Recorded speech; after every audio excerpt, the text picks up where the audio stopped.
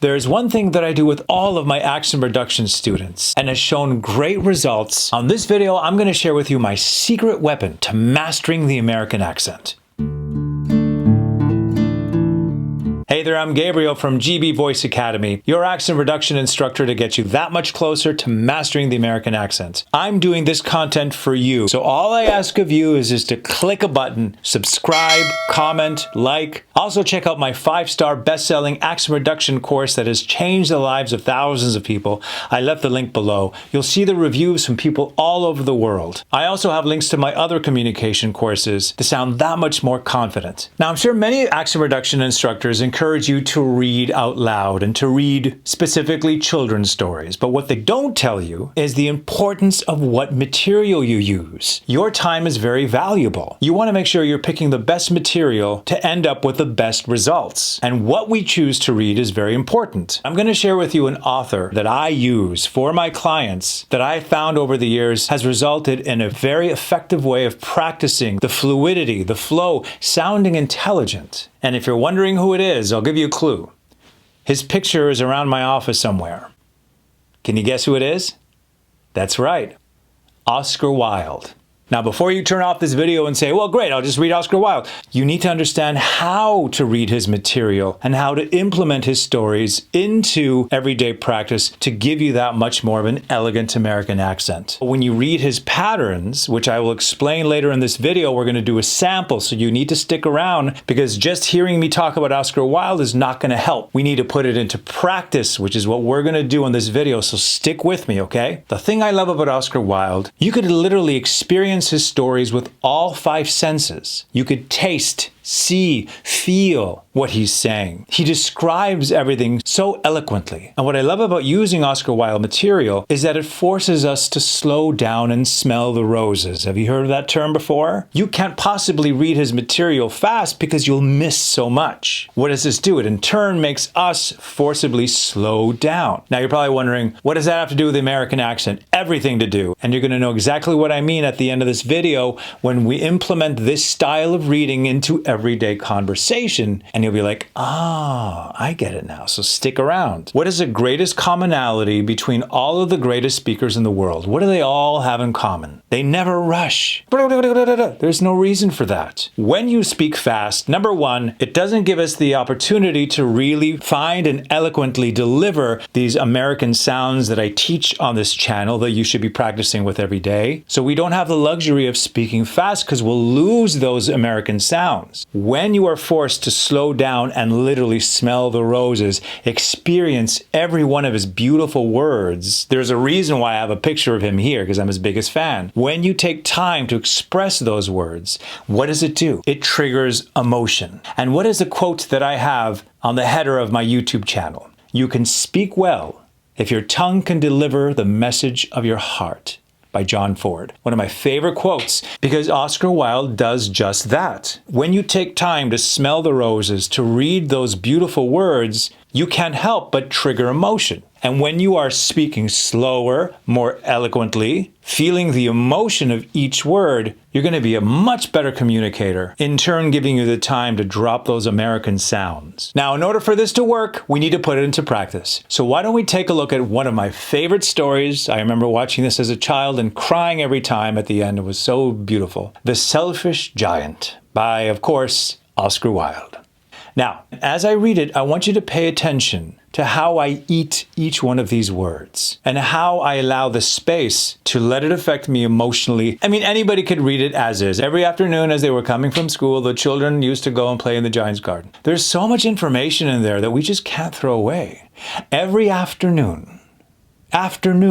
When you hear afternoon, what emotional triggers do you have when you hear that word? It brings me back to my childhood, like after school, going home, watching cartoons. So when I say that, I do it with a bit of a smile. Every afternoon, as they were coming from school, the children, now we're talking about the children, used to go and play in the Giant's garden. The Giant's garden. It's like a cliffhanger at the end of that paragraph. What does he mean by the Giant's garden? There's a giant? It was a large, lovely garden with soft green grass.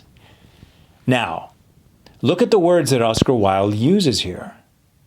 It was a large, lovely garden. In just a few words, I could see the vastness of this garden and the beauty of this garden with the soft green grass. I could feel the softness of the grass, and I could smell how green it was. Here and there over the grass stood beautiful flowers like stars. He really takes his time in expressing how something looks. It's easy to say it was a beautiful garden with a lot of grass and he moved on. But he didn't do that. He took his time to really explain the garden so you could smell it and feel it. Here and there over the grass stood beautiful flowers like stars. And there were 12 peach trees. 12 peach trees. Now, why would he say 12 peach trees? Why didn't he say a bunch of peach trees? Because you could visualize it better with 12. You could see 12 versus 1, 2, or none.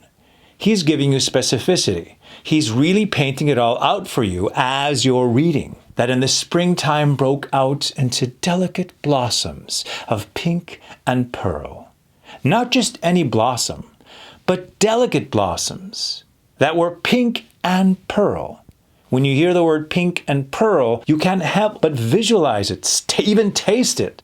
And in the autumn bore rich fruit. Not just any fruit, but rich fruit. I can taste the sweetness of that fruit. The birds sat on the trees and sang so sweetly that the children used to stop their games in order to listen to them. How happy we are here, they cry to each other. Now you feel like the children. You can't help but want to play in that garden. You are invested in this story. Now, why do I encourage Oscar Wilde storytelling out loud? And how will it help us with my American pronunciation and delivery? By daily practicing, of course, the videos for pronunciation and the reading of the Oscar Wilde stories, all of a sudden there's an elegance to your approach. You're slower, you're more articulate, you're more invested in what you're saying. These are not just words we're throwing out there. These are words coming out of us, our body, our hearts. And it could be something as minute as a customer service situation where you're talking to a client. Hello, Mrs. Adams, how are you today? Good. Well, I just wanted to take this opportunity to thank you for all of your wonderful support. And just know that we are so proud to have you on board and are really looking forward to helping you the best way we can. All of a sudden, I'm slowing down. I'm allowing myself the space to be able to find those American pronunciations and allowing myself to be absorbed into what I'm saying to make it much more impactful. Hello, Mrs. Adam. I just want to say we're very proud of having you and we look forward to working with you again in the future. It's not invested. Another example is if you're addressing a Zoom call and you're in charge of getting the team together. I just want to say that we have come so far as a team, and I really feel that together we could accomplish anything.